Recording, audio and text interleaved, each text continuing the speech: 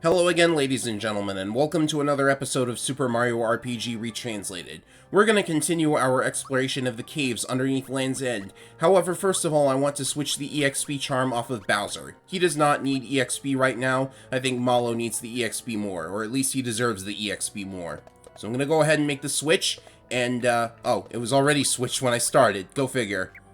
It's important to make that swap right now, however, because that chest, which is surrounded by a couple of enemies, if I can avoid them and get what's in the chest, you will see that it is an invincibility star, which is great because I'm actually behind on levels at this point. And you just caught sight of a rare bug in this game. If you get too many levels up at once, then the game will actually stop you from moving any further, which can cut into your invincibility time. The reason it does that is because I guess it can't have more than 3 of the level up animations on screen at once. Whatever. You know, in theory, I should have kept that chest unused for the time being if I want to get as many weird moves onto characters that can't normally learn them as possible, but I don't really need to do that. Geno has just learned Geno Cutter, which is going to be a very interesting move. I'll find a way to demonstrate it as soon as I can. There's definitely at least one boss that I'm going to use it on. You know the one.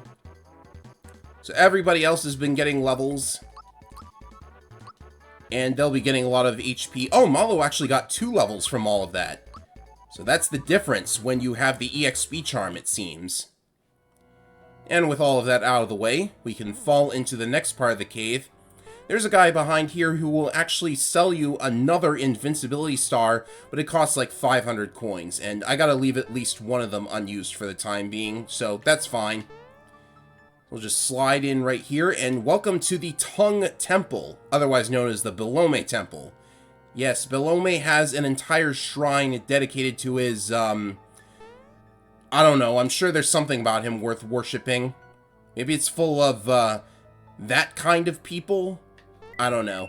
Anyways, you can pay 100 coins to use a shortcut to the surface, or you can continue on, and in this room, it will cost you 50 coins to have your fortune told, which basically just means hit 3 faces on the wall in any order and you'll probably get a prize of some kind. You might run into an enemy as well. There's 50 coins in the chest just so that you don't have to pay anything the first time you come here. So some delicious food. What are we going to see? You can actually repeat the fortune process and wind up in a bunch of different rooms with items in them. In this case, I got, well, a mushroom is fine.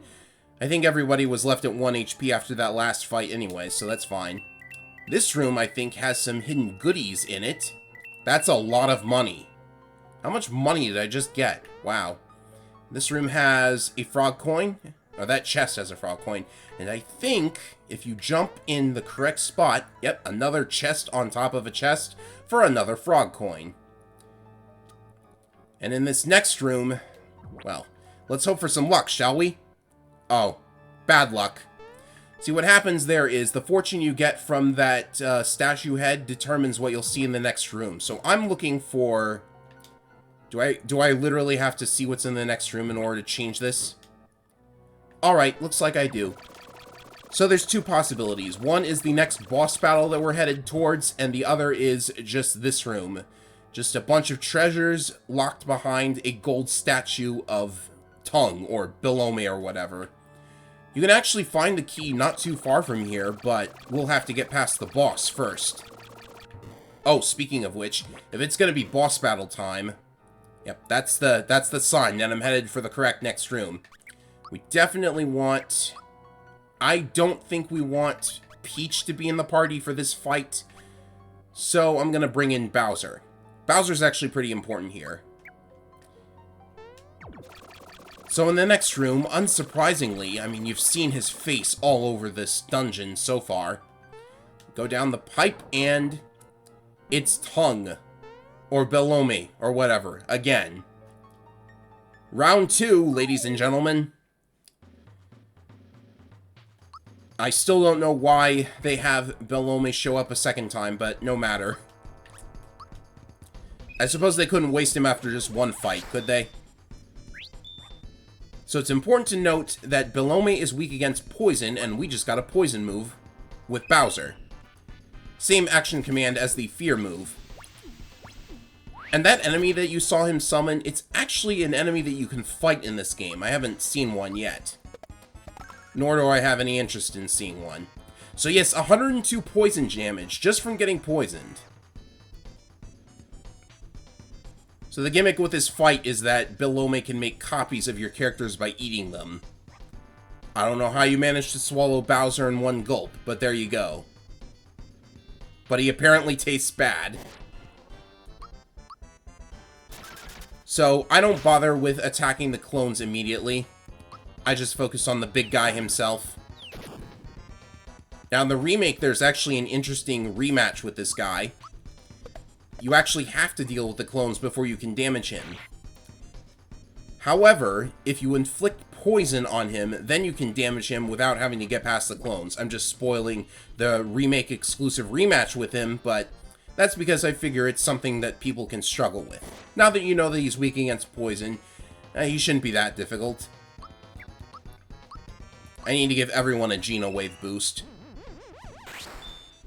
And the reason I don't bring Peach into this fight, by the way... Oh, that was actually pretty tough. The reason I don't bring Peach into this fight is because the Peach clones can heal. I don't know if they are able to heal Belome himself, but if they are, that would make this a very annoying fight to get through. And you don't want to bring Mallow either. I imagine his clone is probably the weakest. Oh, I should have prepared for this. Belome has sleep moves as well. But with poison, at least you can damage him while he's, while you're unable to attack. So let's see here. Now, I'm tempted to do something to heal everybody, but I'm not sure I can just wake them up immediately. So I'll just keep on the offense. Interesting how the Bowser clone seems to have the same kind of moves as the Bowser fight from the first boss battle in the game, I guess. I hesitate to call that a boss battle, but no matter. Alright, I need some healing now. I've got a lot of Coca-Colas. I guess I'll go ahead and use it. This does... No, it doesn't clear status effects. Go figure. Okay, as long as he tries to put Bowser to sleep, Bowser's got the safety ring, so he's immune to this status. Let's see, I shouldn't have lost the Geno Wave boost, but I'll give one to Bowser just in case. And I'm pretty sure the poison wore off, so I should probably set it back up again. Yeah, it does wear off after a while. I'm pretty sure bringing Mallow into this fight is a bad idea because the Mallow clones will have seriously dangerous magic attacks, but theoretically they would have the lowest amount of HP if you want to take them out the fastest. So poison should do a percentage of his remaining health. And this is going to be a little bit difficult without Peach's healing, but I'll manage, I think.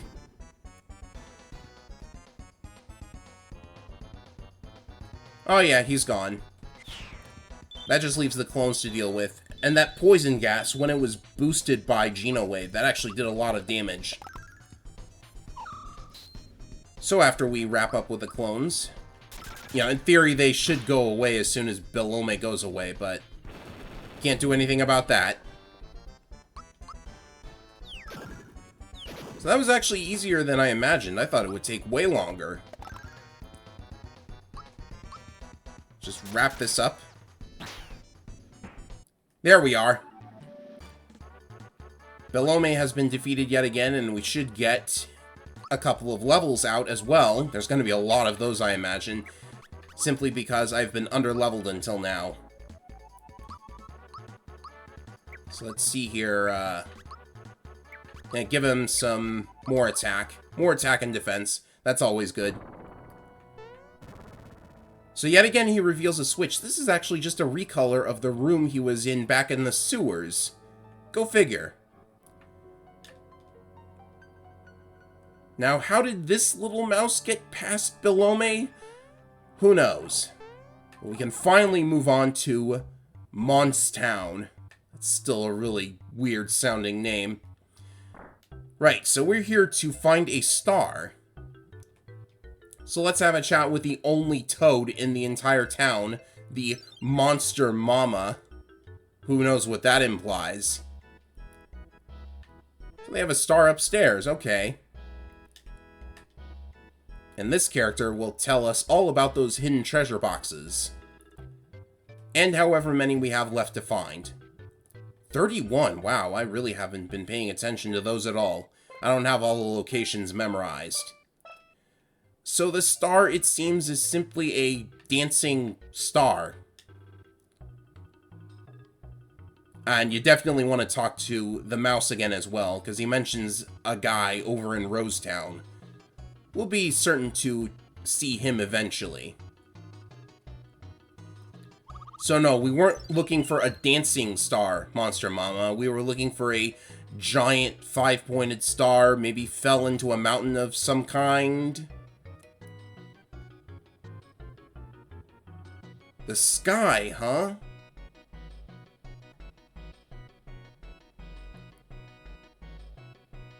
So we need to scale a cliff and head into a place called Bean Valley. Luckily, we will have assistance. Soon as they show up anyways. Sergeant Flutter. I like that for some reason.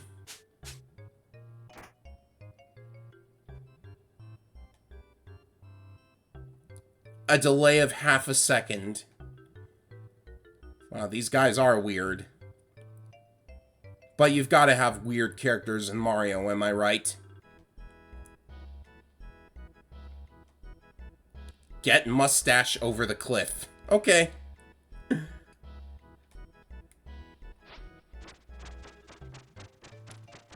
It's amazing to think that these guys were enemies all the way back at the beginning of the game. Now we're relying on them for help. Oh yeah, and there's this fan here. This is actually a creature you encounter later on in the game. According to popular rumor, if you turn up the settings on this fan, it causes the enemies later in the game to get stronger. But there doesn't seem to be any real correlation. Anyways, let's explore the rest of the town. This character will tell you how many super jumps you've been able to do in a row. 17 is not that bad, but it's still just over half of what you need to get the first prize. And if you do 100 super jumps, you get an even better prize. I'm not good enough for either of those. Then you have this Thwomp. So we're going to talk to him multiple times. And the reason for that is... No, you never crushed me. I don't remember that.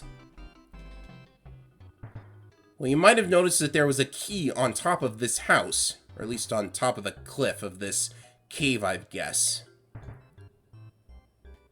And if you talk to this Thwomp enough times, the key falls down. This is actually used to get past that golden Belome statue, so I guess I should go back and do that now. Very easy to get back there. You just jump on this, you backtrack a little bit, and then you have to hope for luck yet again. Because you have to get the fortune to tell you that you're headed for the correct next room. And then you have to win the coin toss yet again to get back into Monstown. It's more than a little bit annoying. Nope, that's not what I need. I might have to edit this part out, honestly. Because this has annoyed people fairly frequently. I'm pretty sure this still wrecks speedruns to this day.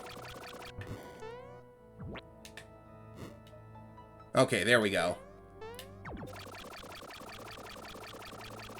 You know, I gotta say, I do like the way Belome is written in this version of the script. So you feed it the key, and it just goes away. So you get a bunch of frog coins for that, and these flowers, I think they just give one flower. Let's see here. We have 50 flowers. Pick one up. 51 flowers. It's just 4 flowers, but that is a welcome boost. And the items here are Royal Syrups, which will fully restore flower points, and Ultra Shrooms. You know what those do already. And a Blaze Bomb. Not a bad haul, to be honest. Throw away one of these revive drinks. I don't need that many. So if you want to take the time to collect all those treasures, get yourself some extra frog coins, you know, no problem. You just have to win a couple of coin tosses. I was lucky to get immediately the one I needed next. So let's continue exploring Monstown.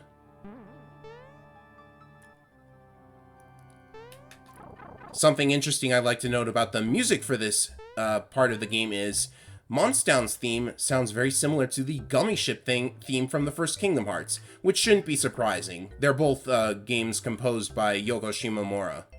So it's natural for the styles to be similar, but you do tend to notice a lot of Kingdom Hearts in your Super Mario RPG. So heading into the shop, we see a familiar face. Familiar to Bowser, anyways. So yes, he decided to ditch the army and apparently start a family. Howdy, Uncle Bowser. Wow, this reminds me of Huey, Dewey, and Louie. Go figure. More Kingdom Hearts comparisons.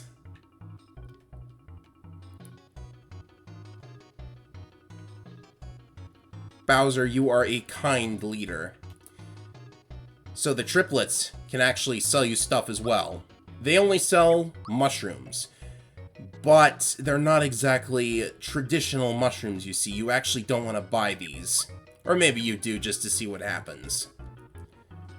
So, nothing new about this shop in particular. There's a new weapon and armor for Bowser, however, which is very appropriate. So I'll get those. The Refresh All is a new item. It will actually cure all of your status effects on all of your party members. So pick up one or two of those if you want it for an emergency. This is definitely the time to switch off the dirty pants and start using more defensive equipment. So the Spiny Chomp, very similar to the Chain Chomp, but it has a different animation, so that'll be nice to look at. Oh yeah, I skipped over this door. It's been sealed. Well, I don't want to unlock it quite yet. We'll see what's up with that soon. And what have we here? The U3. Well, free in. That's nice. This actually starts a side quest, however. A very interesting one, I must say. Ghost Guy. Just Boo and Dry Bones. The Undead 3. Oh, that's... The localization calls these guys the Musty Fears. The 3 Musty Fears, as a matter of fact. I like it because it's a pun on musketeer.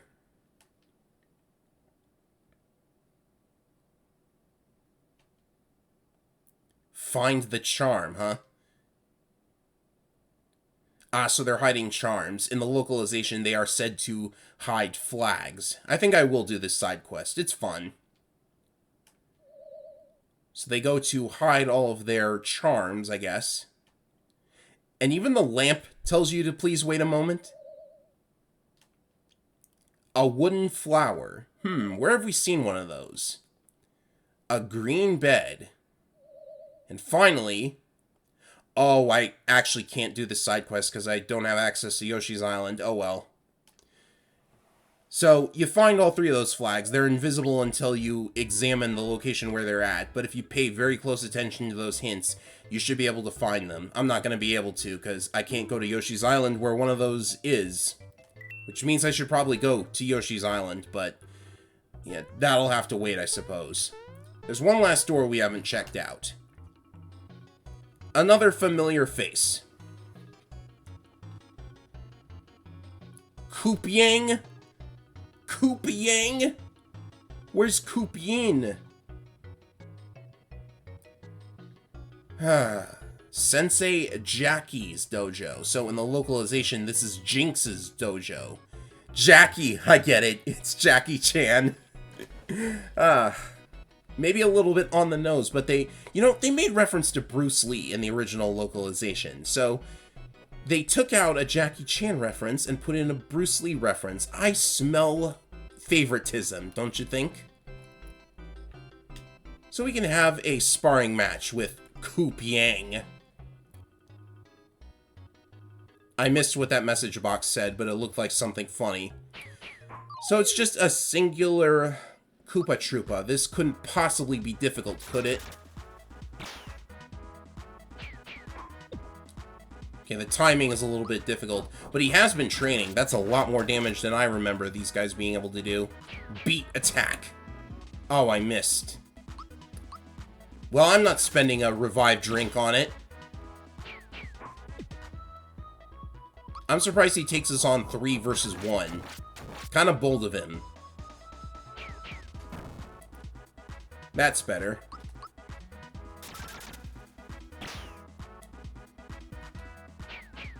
How much health does this guy have?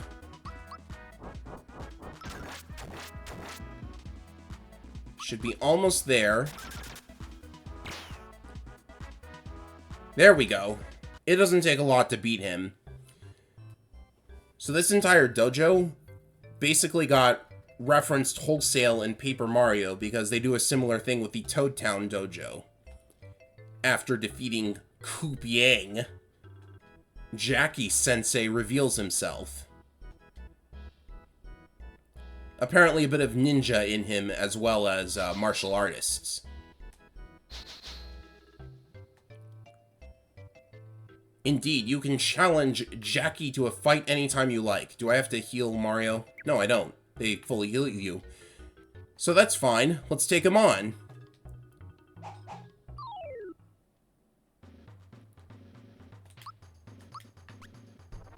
This is sure to be very difficult because I don't remember Jackie at all.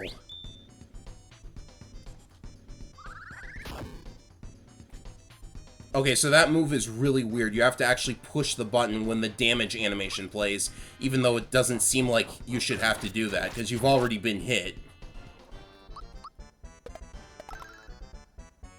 I think now would be the time to, yeah, now would be the time to switch Peach back in, but, too late now. I just need to cast some defensive boosts, and, get the timing on this right. That's better. If you know when to actually push the button, then the timing on that one is actually very loose. That one is not so loose.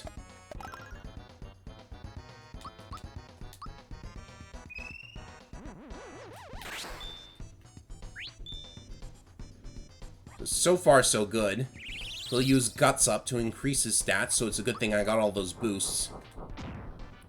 Oh, nice, Bowser. Really nice. Let's see here. I probably want to heal everyone up. I still have a tadpole, don't I? Maybe the reason it's called a tadpole is because you put it on your tab.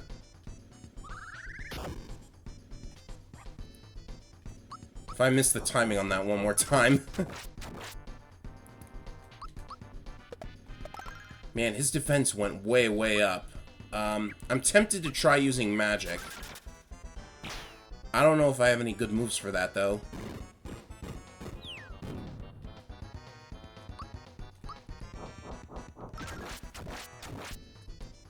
Maybe he's weak against jumping? It's worth a shot. Okay, yeah. His defense goes way, way up.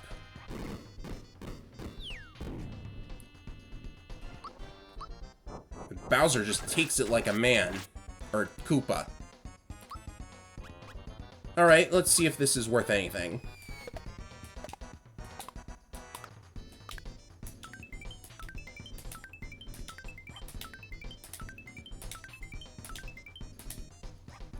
That was not any good at all. That was a very poor performance on the super jump, but he was almost done anyways. Simply not at your level. Well, we'll see how you feel about that when we swap in Peach. You don't get any EXP for this at all, I think, either.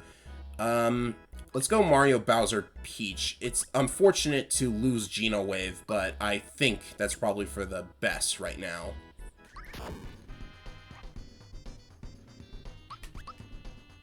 So if you have no choice but to run away, you can just do that, and he'll accept this as a, well, he acknowledges that he actually makes reference to leveling up. Well, maybe it just means, you know, get on his level. But I'm not going to waste too much time with that. So now it's time to head back to, Country Road and see if we can scale that cliff. Actually, it's probably faster instead of just leaving for the world map. we should probably just head back to the temple and backtrack from there. That is something you can do.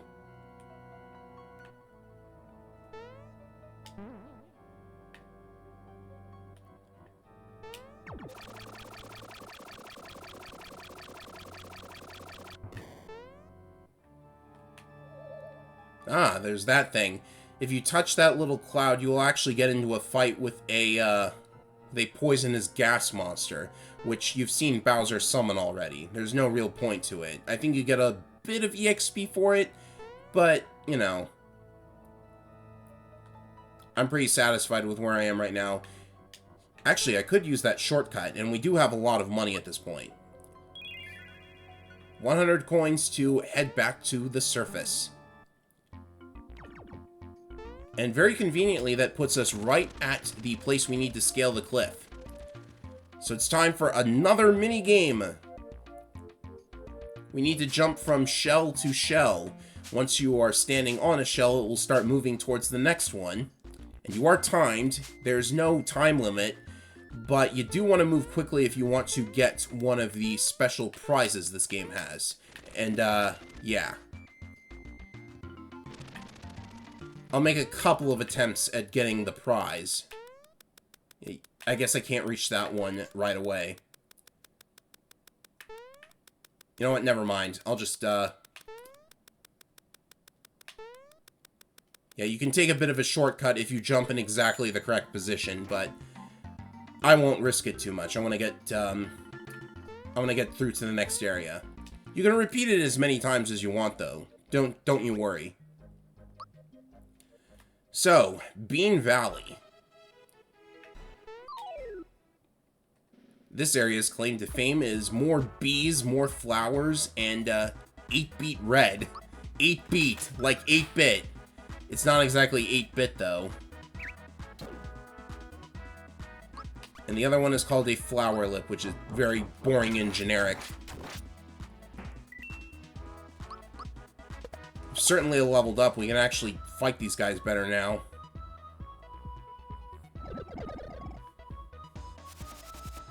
Oh, thank you for getting rid of the poison. Go figure.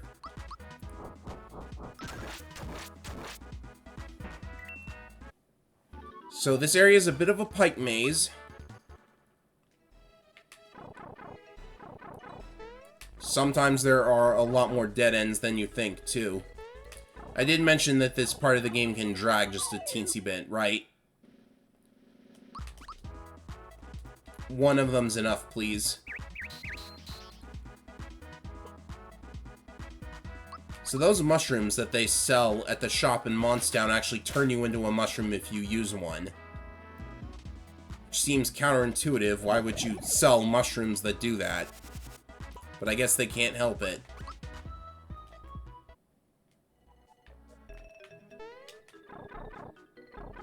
Right. I wonder what's over here. I'm gonna move to the next area, but... Come on. The least you could do is run away. You've got Zoom shoes.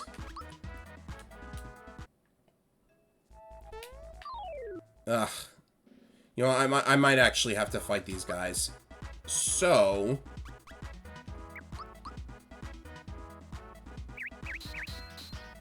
she'll get turned into a mushroom. And, maybe I could use Fear Status. They're regular enemies. They should, in theory, be weak to this. One of them was. Got defeated instantly. Go figure. Okay. Why do you keep targeting Peach with your status effects? Also, I think it's interesting that Sleep does not override Mushroom, but Scarecrow does.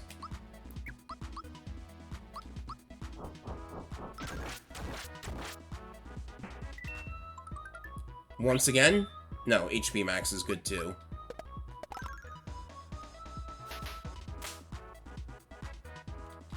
Oh, it got 2 turns. I really don't know what controls that. I wonder, does getting hit with that move take you out of your defensive stance? Might be interesting to look at. Oh, and a refresh juice. Convenient for me.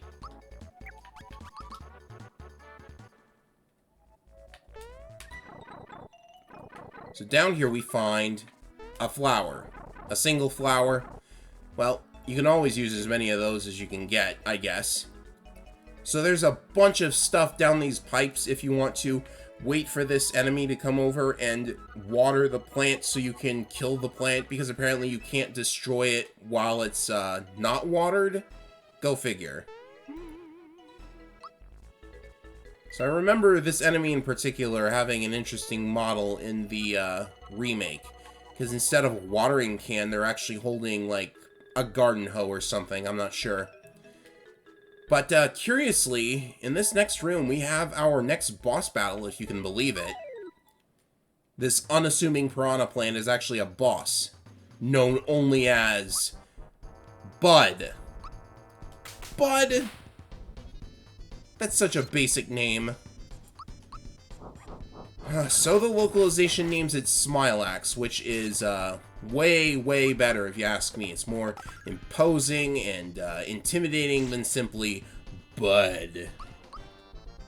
But I know why it's called a bud. It's because it's a flower bud.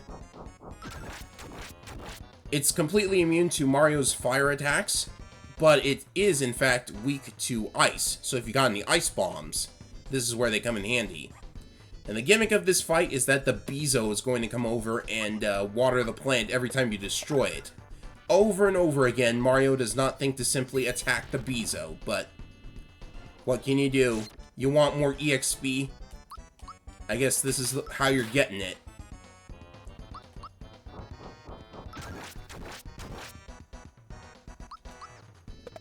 These guys are very easy to take down, just a couple of hits.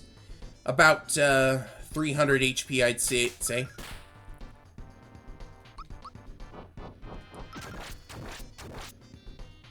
$120 and 200. It's probably 200. Stay hydrated, ladies and gentlemen. Well, in that case, that's what I'll do. I will take a drink of water, because it said to stay hydrated after all.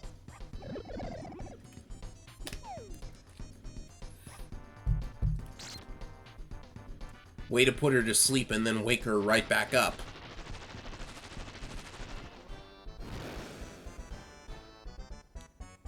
So there's 3 of them now. Probably doesn't warrant using one of those ice bombs quite yet. In fact, I don't even have Geno. I probably won't use the ice bombs, because I won't be able to Geno boost them.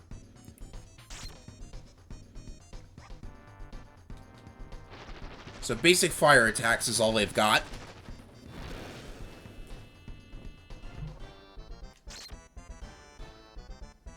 They seem to be doing a bit of damage. I'll give them one more turn.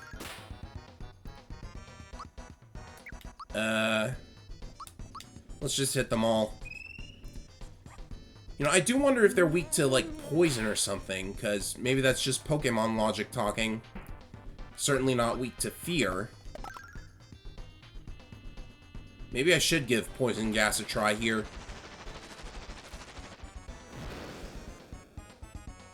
Zero damage due to the safety belt, I think. Or safety ring.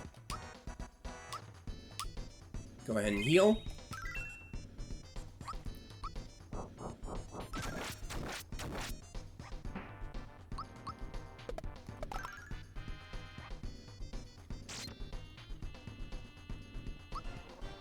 What is their thunder resistance? I'd actually like to know. I'll spend a turn to find out. Okay, that does basic damage, but that's still cool.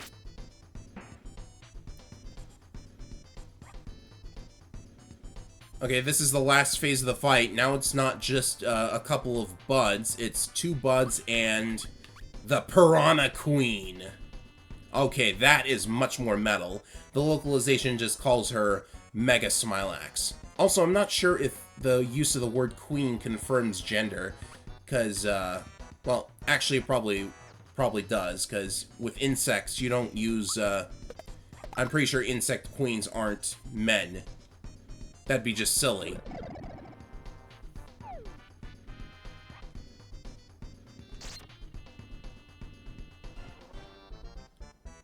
Ah, yes, Petal Blizzard. This is gonna be annoying. Because if Peach gets turned into a mushroom, then I can't actually use her healing move to cure everybody. But then again, I did get a random refresh juice drop. Might as well use it. Of course, I have to wait for Peach's turn to come up.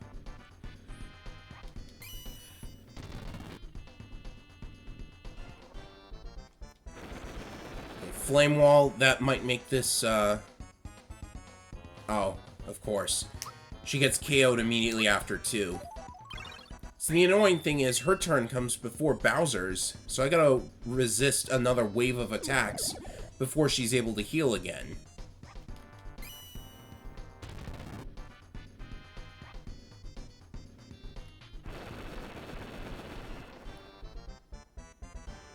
At least nobody got KO'd. That was lucky.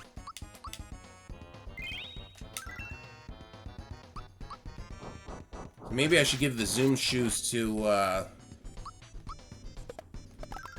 probably take the Zoom Shoes off of Bowser, maybe, or put them on him. No, I think he's got Zoom Shoes on. I don't know. I'm not exactly sure how speed and turn order interact.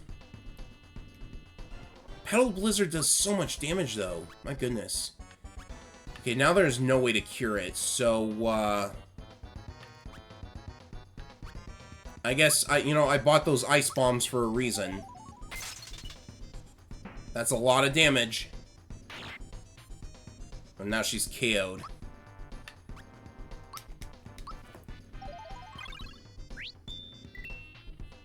I'm not gonna get anywhere as long as Bowser has to keep using his turns healing somebody. That'll actually help. At least Mario will be able to jump. Or I could just heal. Right. Time to pluck your petals, Piranha Queen.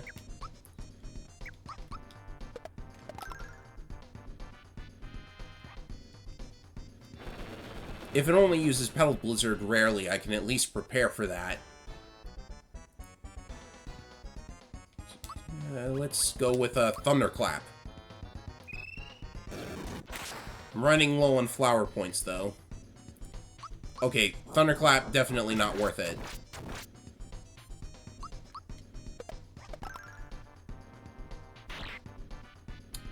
I didn't see that coming.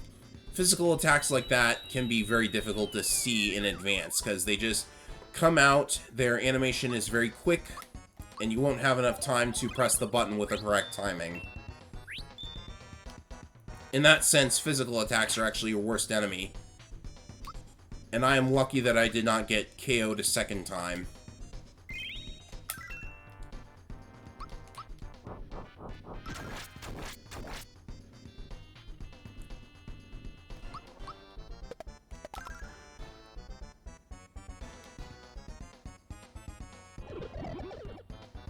That's probably okay.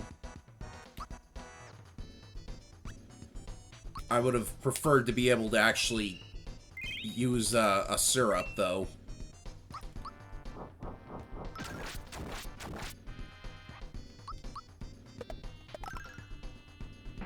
Okay, good. I didn't need a syrup after all. I was getting a little bit worried. Should have used a syrup way sooner. And Peach has learned Comeback, which means Peach now knows a revival move. It's actually very cheap as far as, oh, that is a lot of HP. So Comeback is actually a very, very useful move. Because it means I don't have to waste inventory space on revive drinks anymore. Miss Margarita, Marshmallow Land. Okay. I'm getting hit with several name changes very rapidly here.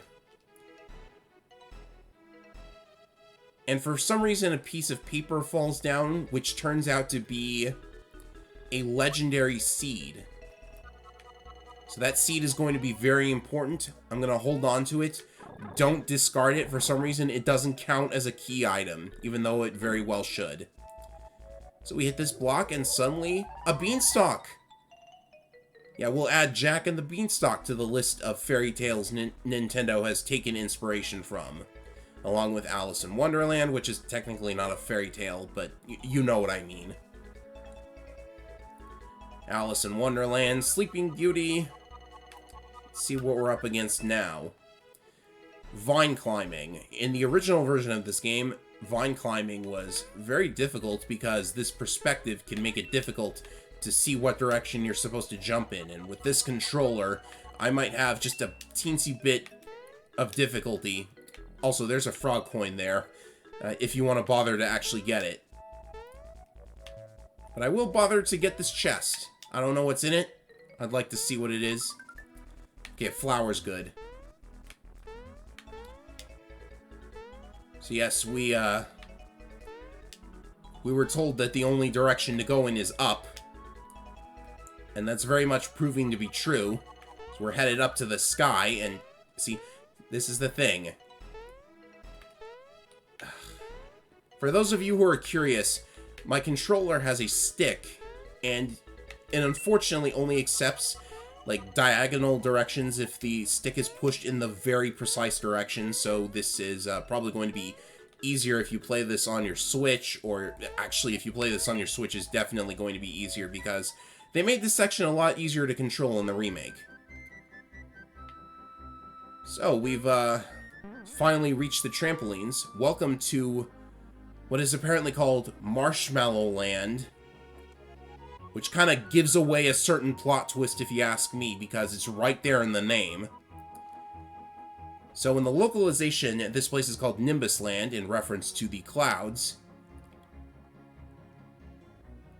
And this character, known as Margarita here, is known as Valentina in the localization. Probably because they wanted to get rid of the word margarita. Margaritas are not, like, alcoholic or anything, but, you know, probably a weird drink to be making reference to. And again, I should point out, if you're thinking that Margarita's head is the bird, it actually isn't. Her face is, like, right beneath the bird, and it makes her, you know, kind of not the... Yeah, see, the bird laughs with her, which is why everyone thought the bird was her head. It actually isn't.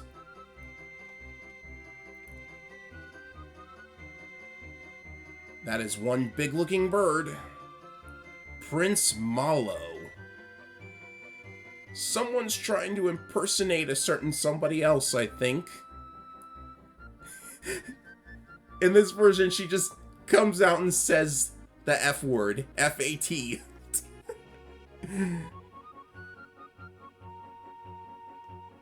Okay, so do they just not... Wow, okay, these NPCs are even dumber in this script.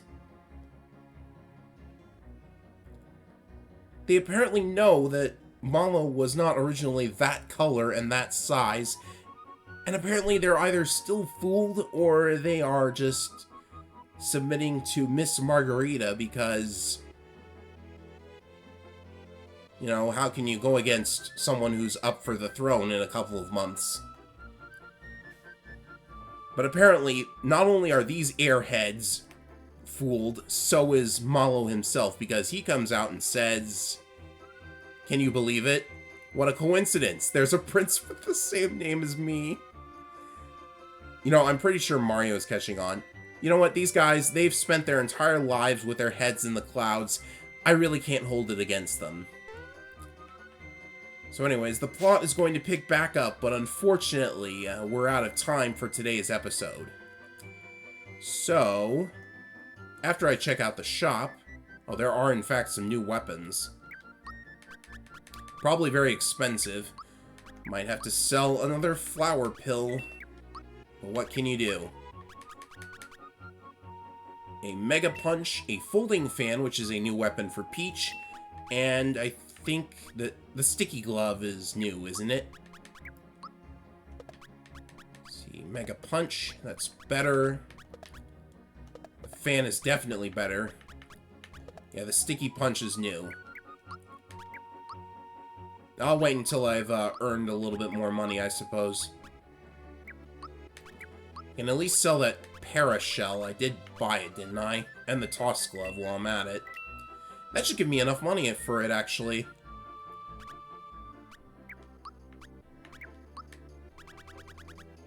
Perfect. You know, funnily enough, even though this is Mallow's part of the plot, I can't really imagine him being in my party anymore for reasons you've probably already concluded so far. So that'll do it for today's episode. There is a save point in here, right? Yeah, this is the inn. I don't have the money for spending a night here, but I will save the game, and then next time we will see what is going on in Marshmallow Land. That name just spoils the whole thing, as if the name of the reigning king didn't already. That'll do it for today's episode, everybody. I'll see you next time. Later.